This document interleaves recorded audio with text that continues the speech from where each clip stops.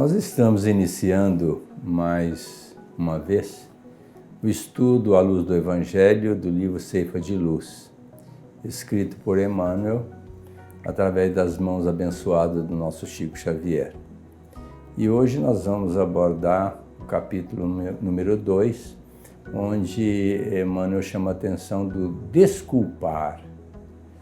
E começa numa mensagem de Mateus, quando Jesus disse para o Pedro, perdoar sempre. Porque essa história começou quando Pedro foi reclamar para Jesus dos outros discípulos que estavam fazendo chacota, dizendo para Jesus, olha, Senhor, eles estão velhos, eles não vão ter condição de estar trabalhando, lutando para divulgar a sua mensagem. E de tal forma que criou ali um certo resquício de animosidade entre os próprios discípulos de Jesus. E o Pedro foi reclamar para Jesus, Senhor, mas olha, está acontecendo isso entre a gente, eles estão fazendo um descaso da nossa idade, dizendo que nós não temos competência para divulgar a Boa Nova. Aí Jesus disse, Pedro, a gente tem que perdoar essas criaturas. E aí o Pedro, mas quantas vezes eu tenho que perdoar o meu irmão? Aí Jesus devolve a pergunta para ele, quantas, Pedro? E o Pedro disse assim, entendendo que a lei mandava perdoar 3 vezes por dia, ele pensou, como Jesus é muito exigente, eu vou multiplicar por 2 e vou acrescentar mais 1. 7 vezes, Senhor. Achando que Jesus ia dizer, Pedro, que bom, é isso mesmo. Mas Jesus, não, Pedro. A gente deve perdoar 70 vezes 7. 490 vezes num dia. Ou seja, o perdão tem que ser incondicional. Navarro, e a gente perdoa assim? Devíamos, mas não é fácil. Não é fácil porque o nosso histórico de vida ainda vem de um período de muita animalidade, onde a gente reage muito instintivamente no campo do não raciocínio, e nós estamos adentrando a fase com Jesus justamente do perdão, do entendimento das condições alheias, que é o que Emmanuel vai trabalhar no tema. Mas, já que citamos o Senhor Jesus, convém a gente se lembrar, não é? Que ele disse para nós que é preciso se reconciliar com o adversário enquanto estamos a caminho com ele. E disse mais, quando a gente for até o altar para depositar a nossa oferenda, qualquer que seja ela, inclusive aquela que não é material, a nossa oferenda moral, a nossa oferenda de sentimentos, e se lembrar que temos algo contra o nosso irmão, nós precisamos voltar com a nossa oferenda nas mãos, reconciliar-se com o nosso irmão e depois apresentar a oferenda. Então o Senhor Jesus já começou há 2000 anos a mudar o panorama das relações sociais, tirando olho por olho e dente por dente, que estava fundamentada à dureza do nosso coração, né? Ao período mais crítico que nós desenvolvemos no nosso entendimento e no nosso sentimento, Jesus já pede para a gente olhar um outro aspecto que é necessário aos espíritos num processo de vinculação a Deus. Então, até então, a gente tinha Deus como sendo um Deus mau, rigoroso, que pune até na 3ª e na 4ª geração, conforme o 1º mandamento de Moisés. E Jesus vai começar a mostrar para nós a necessidade de entendermos que nós temos que desculpar porque nós também temos necessidade de sermos desculpados. Afinal de contas, atire a primeira pedra aquele que estiver sem pecado. E é por isso que o Senhor também vai insistir muito no não julgueis, porque quando nós não desculpamos, nós estamos não só julgando a pessoa, mas julgando e condenando, porque nós já estamos emitindo uma sentença. Nós já estamos emitindo um desejo de que algo aconteça ou de retaliação daquilo que foi feito. E isso, concordando, não é muito fácil de nós compreendermos ainda, dada a belicosidade dos nossos espíritos. Nós não gostamos de levar desaforo para casa, né? Comigo é bateu, levou. É nessa forma que a gente ainda estrutura as nossas respostas, aquilo que as pessoas fazem e que a gente acha que é proposital. Ah, você fez de propósito. Às vezes a pessoa nem estava pensando do que se trata, mas você fez de propósito, fez para me magoar, fez para me ferir, fez para me prejudicar. Quer dizer, nós emitimos um julgamento que nem sempre é real e, mais do que isso, a gente retalia. E isso precisa ser trabalhado em nós, porque é um processo de autoeducação nos moldes que Santo Agostinho explica para nós lá na questão 919A. Passar em revista o nosso dia, ver o que é que nós temos feito para o próximo e nos colocarmos no lugar do próximo, recebendo aquilo que nós fizemos. E aí a gente vai começar a aquilatar qual tem sido os nossos comportamentos, as nossas respostas àquilo que as pessoas fazem. Não nos esquecendo, evidentemente, de que as pessoas também têm os mesmos motivos para conosco. Então é necessário um exame de consciência constante e uma predisposição para, no momento seguinte, no dia seguinte, já não mais agir daquela forma. Mais dia, menos dia, a gente se recondiciona num novo comportamento que vai ser, claro, o comportamento cristão. No Sermão do Monte, Jesus, no capítulo 5 de Mateus, ele vai dizer assim: bem-aventurados os misericordiosos, porque eles obterão a misericórdia. Então, isso já Jesus deixa muito claro que nós vivemos numa relação de causa e efeito. Nós somos devedores para com a criação divina. Temos muitas falhas, muitos débitos a serem sanados na trajetória do tempo. E nós contamos com a misericórdia de Deus, porque se Deus não houvesse com misericórdia, nós estaríamos liquidados, sem nenhuma chance de levarmos adiante o nosso progresso. Se Deus ainda agisse conforme a proposta de Moisés, diante da dureza do nosso coração, porque nós estávamos lá naquela época, provavelmente, do olho por olho, dente por dente, se Deus fosse fazer isso, a humanidade seria dizimada em 2 minutos ou 2 segundos. Mas não é o que acontece. Todos somos filhos de Deus. E Deus nos ama igualmente. O amor divino nos envolve a todos. Como diz o Paulo, nele existimos, nele vivemos, nele nos movemos. Nós estamos inseridos no amor de Deus. Lógico que tem justiça, mas tem muito mais misericórdia. Então, o que nós deveríamos estar pensando? Quem está nos ofendendo? Essa criatura, ela já tem um débito só de nos ofender. Mas faz parte da nossa evolução ainda sermos justiçados por falha de alguém. Quando Jesus disse, é necessário que haja escândalo na terra, para que se faça justiça. Mas ai daquele por quem o escândalo vier. Ou seja, escândalo vem do escandalizar, do grego, que significa fazer mal a alguém.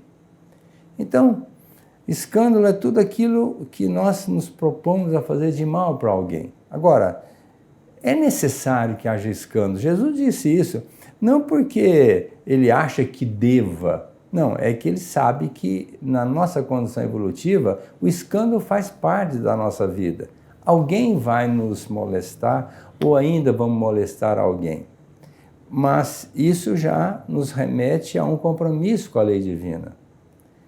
Quando a pessoa erra conosco, se nós não houvermos com misericórdia, nós estaríamos inseridos nesse processo de causa e efeito. Nós vamos devolver, vamos retalhar e vamos assumir um débito. Então o Paulo, nesse capítulo número 10 do Evangelho segundo o Espiritismo, bem-aventurados os misericordiosos, ele vai dizer que o perdão para o inimigo é solicitar o perdão para si próprio. O perdão para com um amigo é dar provas sistemáticas de amizade. E o perdão, a quem quer que seja, já é uma demonstração de evolução do espírito. Então a proposta é perdoar realmente, incondicionalmente, as criaturas que eventualmente possam nos molestar. Nós não podemos nos esquecer, quando estudamos a doutrina espírita, a definição de caridade segundo Jesus. A tão falada questão 886 do Livro dos Espíritos. Kardec queria saber dos benfeitores como o Senhor entende a caridade, define a caridade. E os benfeitores vão dizer que é benevolência para com todos, ou seja, ser bom para todas as pessoas, mas todos sem exceção. Indulgência para com as imperfeições alheias, né? E só é possível a gente ser indulgente com as imperfeições alheias se a gente tiver consciência que também temos as nossas imperfeições. E por último, o perdão das ofensas, que nós poderíamos trocar aqui o desculpar, que Emmanuel está trabalhando no capítulo 2 do Ceifa de Luz. Ora, quando a gente busca compreender as pessoas, busca se colocar no lugar delas através de um mecanismo de empatia, nós vamos descobrir muito facilmente que aquelas pessoas agiram daquele jeito justamente porque são diferentes de nós outros.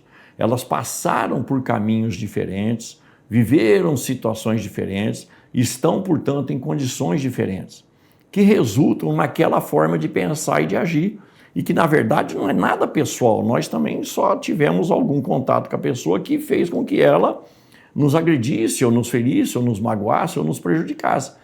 Então, quando nós observamos sob esse enfoque, que o próximo ele é igual a nós, que temos todo um passado que nós trilhamos pelo nosso próprio livre-arbítrio, nós vamos compreender que temos necessidades do perdão, mas não de receber, de dar, porque a cada um é dado segundo as suas obras, e a gente vai ter condições naturais de receber o perdão quando a gente já estiver fornecendo ele. E quem de nós pode bater no peito e dizer que nunca errou, que nunca falou? Então, a prática da caridade, a prática do bem, chega até nesses mínimos detalhes tão sensíveis ao nosso espírito, que é a vida de relação.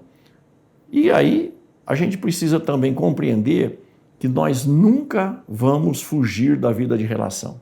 Podemos até nos afastar, mas esse é um engano que nós cometemos. Podemos até querer viver solitários, enfiados numa mata, num sítio, num monte, não sei aonde. Isso é um erro, dizem os benfeitores espirituais em Lei de Liberdade no Livro dos Espíritos. Nós precisamos conviver com as pessoas justamente para apararmos as nossas arestas, porque ninguém vai resistir ao nosso perdão. Se a gente perdoa e o faz honestamente, a pessoa vai perceber, a pessoa vai mais cedo ou mais tarde, ela vai cair na realidade da necessidade do perdão, ela vai ver a grandeza do nosso gesto, e não é isso que a gente deve buscar. Mas o que nós queremos dizer é que à medida em que a gente perdoa, à medida em que a gente vai tolerando, à medida em que a gente vai buscando uma solução inteligente para aquele litígio, nós vamos convencendo a pessoa que também esse é o melhor caminho para ela. E aí a gente passa a ser um exemplo, não só para aquela, mas para aquelas outras pessoas que nos enxergam. É muito importante que a gente entenda que nós todos aqui que estamos na Terra somos espíritos ainda do mesmo tipo, do mesmo nível, né? Pouquinha variação entre um e outro, mas todos nós somos espíritos devedores, necessitados de provas e expiações, e como diz o Livro dos Espíritos, para que a gente possa ser feliz o tanto que é possível ser feliz nesse mundo, a gente precisa eliminar as nossas necessidades provacionais, eliminar as nossas necessidades de expiações. Ora, de que jeito a gente faz isso? Não errando mais, não produzindo prejuízos, não causando problemas, dores, enfim, aqueles que convivem conosco. E aí a gente vai começar a vivenciar um novo estado de ser aqui na Terra, né? Que é o novo homem, que é o novo comportamento. Por isso que a gente precisa se exercitar no campo do entendimento que as pessoas erram, tanto quanto nós erramos, porque somos todos iguais diante de Deus, e Ele não colocaria a gente junto se não houvesse a mínima necessidade da convivência. No final desse capítulo, número 10 do Evangelho segundo o Espiritismo, há um questionamento, quero crer por Kardec, a São Luís, se a gente deve ser conivente com as falhas humanas. Ficar quieto, errou, deixa para lá. E o São Luís vai dizer que não. Quando aquela falha só vai prejudicar a pessoa, deixemos para lá, ela vai se haver com a providência divina. Mas quando essa falha traz prejuízos para outras criaturas, a gente deve manifestar para que aquilo não gere problemas e mais problemas para os outros. Mas Jesus tem uma colocação que nos traz muito bem elucidação sobre essa questão. Quando ele diz assim, quando o vosso irmão estiver em erro, note esse detalhe, ele não disse a sua mãe, sua tia, sua avó, seu filho, não. Quando o vosso irmão estiver em erro, ide, falai com ele. Se ele vos ouvir, tereis ganho o vosso irmão. Se não, ide e levai a vossa paz. E é o que às vezes não acontece com a gente. A gente, ao invés de conversar com a pessoa que está em erro, tentar colocar para ela de uma maneira tranquila, serena, onde ela poderia se modificar, porque a proposta nossa é de ajudarmos os nossos irmãos a crescerem, progredirem diante da evolução do espírito. E não fazer um julgamento, uma retaliação e uma condenação, e às vezes até agindo de uma maneira mais contundente com aquela pessoa. Então a proposta é a gente entender que nós todos precisamos de uma segunda chance. Precisamos de uma ajuda de alguém, no fazer ao outro o que gostarias que o outro vos fizesse. Se nós não gostaríamos de receber retaliação ou de receber um tipo de condenação ou qualquer tipo de manifestação agressiva, que nós ajamos assim, vamos agir com parcimônia, com serenidade, com indulgência com essas pessoas. O Emmanuel coloca nessa mensagem que a natureza é pródiga em nos mostrar isso. Por exemplo, quando tem um monturo ali, que às vezes reúne tantas coisas apodrecidas, então o Emmanuel diz que o sol acaba fazendo com que aquele monturo se transforme em adubo e possa amanhã fertilizar o campo e transformar em vida. Fala de um pântano que em tese tem mau cheiro, que a gente acaba não entrando porque vai afundar-se naquele pântano, mas ele diz que alguém que se propõe a drenar aquele pântano pode transformá-lo em terra produtiva. E a natureza mostra para nós que sempre tem uma segunda alternativa, uma segunda chance para todo mundo. Nós não podemos fazer esse juízo em causa alheia e agirmos de uma maneira contundente. Eu quero falar para vocês de uma experiência pessoal que isso marcou muito na minha vida. A minha irmã foi assassinada pelo meu cunhado. E na hora do júri, o juiz de cabelo branco perguntou para minha mãe, escuta, onde está o seu advogado? Eu falei, eu não tenho advogado. Mas como? Você não tem advogado de acusação? Não, senhor. Aliás, se o senhor me permite, eu gostaria de me ausentar do júri, porque a dor que eu estou sentindo é a mesma da mãe do meu genro que está ali vendo o genro na cadeia, que é seu filho. Então, da minha parte, se o senhor quiser inocentá-lo e libertá-lo, pode, tudo bem. Porque a justiça que predomina é a justiça divina. E se o senhor me permite, eu vou para minha casa cuidar dos meus 2 netos deixados aqui pela minha filha. E foi embora. Naquele momento, o juiz, num conflito interior, já não sabia nem o que mais fazer, submeteu a apreciação dos jurados e eles libertaram meu cunhado e ele foi embora. Então isso para mim foi uma lição realmente muito grande de perdão, literalmente um perdão incondicional, porque perder uma filha assassinada e depois pedir clemência para o algoz é uma demonstração realmente de maturidade espiritual. E ele depois saiu, foi embora, acabou tendo um câncer e eu tive a oportunidade de operá-lo e infelizmente a doença não permitiu que ele sobrevivesse. Mas de qualquer forma ficou essa mensagem do perdão e eu entendo que a mola mestra da paz é o perdão. Já está inserido na caridade como forma de libertação. Então nós temos que aprender a desculpar as falhas. Só não vamos desculpar quando a gente não erra. Como nós erramos, nós temos que desculpar sempre. Nós não poderíamos deixar de comentar algo aqui, meus amigos, em relação aos espíritos desencarnados. Por quê? Porque quando nós desencarnamos, e se desencarnarmos com raiva de alguém, com ódio de alguém, com desejo de vingança em relação a alguém, muito facilmente a gente também se transforma num obsessor, tentando cobrar a dívida do passado. Pois então, os obsessores, na maior parte deles, são aqueles espíritos que, como nós, têm muita dificuldade de perdoar. Porque foram prejudicados, porque foram maltratados, porque foram, enfim, destituídos dos seus direitos, dos seus entendimentos, dos seus valores, e assim sucessivamente.